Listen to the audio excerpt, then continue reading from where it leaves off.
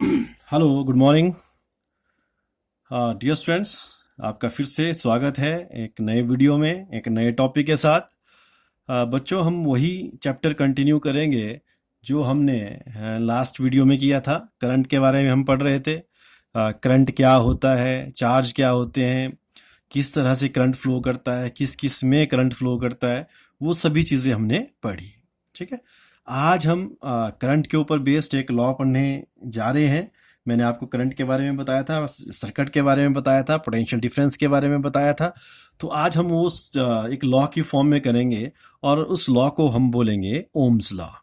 ठीक है बच्चों, एक जॉर्ज सिमन ओम नाम के एक वैज्ञानिक हुए।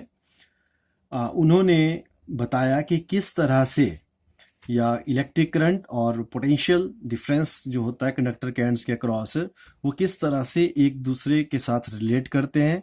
उस रिलेशंस को एक नाम दिया गया और उसका नाम है ओम्स लॉ, जो हम आज पढ़ेंगे। क्लियर। तो उन्होंने क्या किया कि जो करंट किसी कंडक्टर में से, जैसे मैंने आपको बोला था कि अगर दो एंड के बीच में पोटेंशियल डिफरेंस होगा तो उसमें से करंट फ्लो करेगा। ठीक है। अब कितना करंट फ्लो करेगा, अब ये ऑब्वियस सी बात है, उसे क्लियर है। जब वो करंट डिफरेंस के ऊपर ही डिपेंड करता है कि कितना दो एंड के बीच में, कंडक्टर के एंड के बीच में कितना डिफरेंस है, उसी हिसाब से करंट फ्लो करेगा। अगर डिफरेंस नहीं होगा तो करंट फ्लो नहीं करेगा। तो इसका मतलब क्या हुआ कि जो करंट उसमें से फ्लो कर रहा है, that is directly proportional to current is flowing through a conductor is always directly proportional to the potential difference across the ends of the conductor। ठीक है। क्या कंडीशन रहेगी यहाँ पे साथ में कि providing the physical conditions like temperature, pressure, strain, all these are unchange या कांस्टेंट। क्लियर है। एक बार फिर से मैं लॉ बोल देता हूँ, आपको लिखने के लिए आसानी रहेगी जो बच्चे नोट करते हैं। What is ohms law?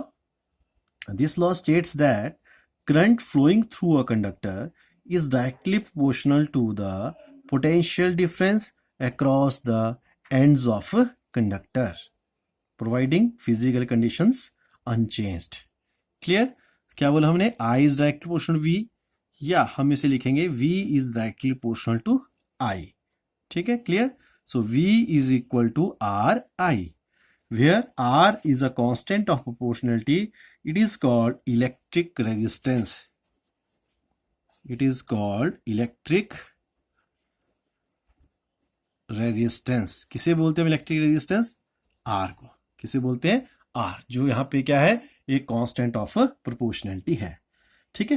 Clear. The value of this R, it always depends upon V upon I। In case of potential और current, it depends upon the nature of the material of the conductor, dimensions and the temperature of the conductor। ठीक है। आई बात समझ में? लगा पता? ये जो सिर्फ और ये जो चीजें आती है, आप ये बोलते V अपॉन I। ठीक है। ये क्या हो गया, क्योंकि ये क्या है, कांस्टेंट है। ठीक है। तो V अपॉन I को करेंगे तो ये क्या रहेगा, कांस्टेंट रहेगा। तो इसका मतलब क्या हुआ कि it does not depend on the values of V and I। ठीक है। It depends on the value of the nature of the materials of the conductor, dimensions and temperature of the conductor। Clear है। जिनके ऊपर depend करेगा, वो किसके ऊपर depend करा है? Nature of the material, dimension and temperature of the conductor. Clear है। अब वेरीफाई करना, इसकी वेरिफिकेशन कैसे की जा सकती है मैं आपको डिटेल में बता दूं। वैसे ये आपके प्रैक्टिकल्स में भी है। ठीक है। वहां पे हम करते हैं, वहां पे क्या करते हैं, हम इस तरह से कंडक्टर के, वैसे तो आजकल सेटअप ही दिया जाता है, हम वहां पे अरेंज करेंगे कि हमने कोई कंडक्टर लिया। ठीक है। एक रियोस्टेट, एमीटर, ये होता है रियोस्टेट, फिर एमीटर और वोल्ट मीटर हमने इस तरह से वहां पे जोड़ दिए। ठीक है। बैटरी वहां पे लगा दी जाती है। ठीक है। फिर हम क्या करते हैं, इस रियोस्टेट की सहायता से इस एमीटर की वैल्यू को चेंज करते हैं। एमीटर मतलब करंट फ्लो करके हम उसकी वैल्यू को चेंज करेंगे, फिर उसकी पोटेंशियल हम नोट करते जाएंगे। और ठीक है, जब हमने एक टेबल बना लेते हैं कि किस तरह से वो वैल्यूज चेंज, एक की वैल्यू चेंज करे, दूसरी की देखते जाएंगे, फिर हम एक ग्राफ ड्रॉ करते हैं। क्या करते हैं? हम एक करंट और पोटेंशियल डिफरेंस के बीच में एक ग्राफ ड्रॉ करते हैं। हम देखते हैं कि जिस रेशो में करंट इंक्रीज हो रहा है, उसी के हिसाब से पोटेंशियल भी चेंज कर देती है। और जब ग्राफ बनता है, सो it becomes a straight line. क्या बनता है? स्ट्रेट लाइन, ठीक है। तो इट शोज, और स्ट्रेट लाइन कब आता है, जब ये दोनों चीजें आपस में क्या हो, प्रोपोर्शनल हो, तो ग्राफ क्या होता है, स्ट्रेट लाइन होता है। अब ग्राफ v और i के बीच में था, तो इसका मतलब क्या हुआ, ये स्ट्रेट लाइन है, तो v is directly proportional to i, so it is the verification of this Ohm's law. Clear है।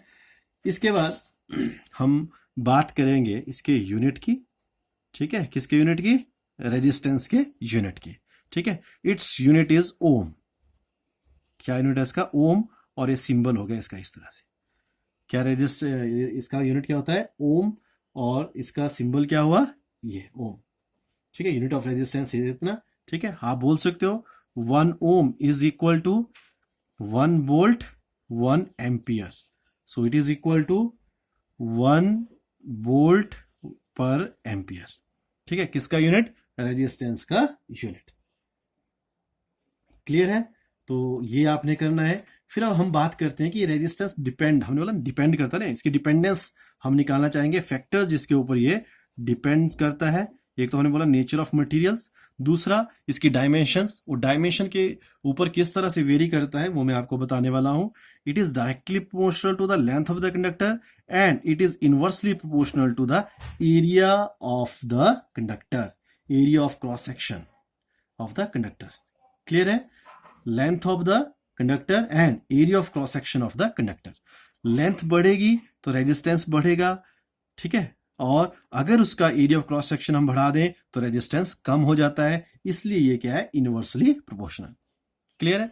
और दूसरी तरह से हम बोल सकते हैं कि रेजिस्टेंस करता क्या है, it always opposes the flow of current, ठीक है। जिस तरह से हमने 9th क्लास में लीनियर मोशन के केस में अपोजिंग फोर्स पढ़ी थी, that is friction, same way में करंट वाले केस में जो फ्रिक्शन का काम लीनियर मोशन में था, यहां पे वही काम कौन करता है, ऑलमोस्ट रेजिस्टेंस, ठीक है, रजिस्टर, ठीक है। रजिस्टर एक डिवाइस हुई, रेजिस्टेंस का करेक्टर हुआ।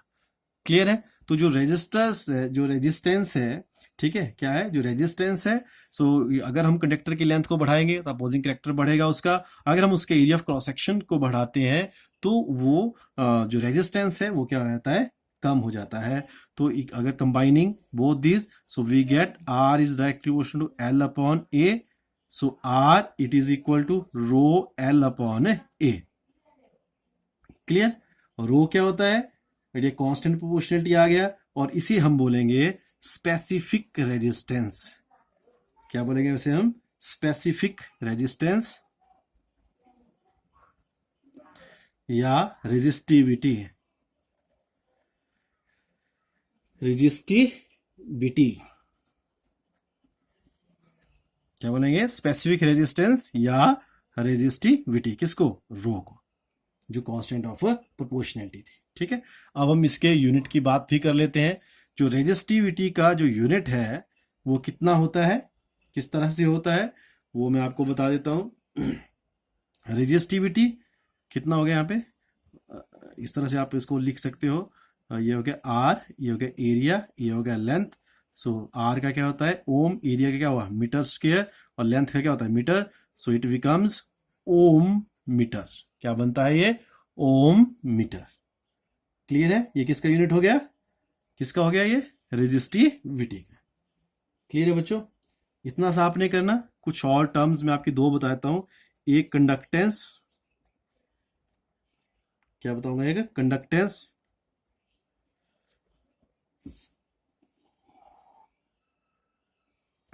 कंडक्टेंस क्या होता है, it is the reciprocal of, it is the reciprocal of resistance. जो रेजिस्टेंस का उल्टा होता है उसे कंडक्टेंस बोलते हैं, और इसका जो यूनिट है, इसकी जो यूनिट है, ये क्या हुआ, मोह, क्या हुई, मोह। क्लियर है। मोह क्या हुआ, जो ओम का उल्टा हो जाए, ठीक है, मोह या ओम इनवर्स या मोह, या हमें से बोलते हैं सीमन, क्या बोलते हैं, सीमन, एस से इसको डिनोट करें। क्लियर है। तो इसे बोलते हैं सीमन, ठीक है। उसके बाद जो रेजिस्टिविटी का जो उल्टा आता है उसे क्या बोलते हैं, उसकी कंडक्टिविटी, ठीक है। रेजिस्टिविटी का उल्टा क्या होता है, वो क्या हो जाएगी, कंडक्टिविटी, और कंडक्टिविटी का भी आप इसको रेसिप्रोकल करके आप उसको निकाल सकते हैं। क्लियर है, समझ लो कि नहीं। तो ये था all about Ohm's law. Hopefully आप इसे समझे होंगे। आप वीडियो को ध्यान से देखें। किसी ने लिखना है तो वीडियो सुने, आप इसको लिख सकते हो अच्छे ढंग से। क्लियर? सो आज के लिए इतना ही काफी है। Good bye, have a great time.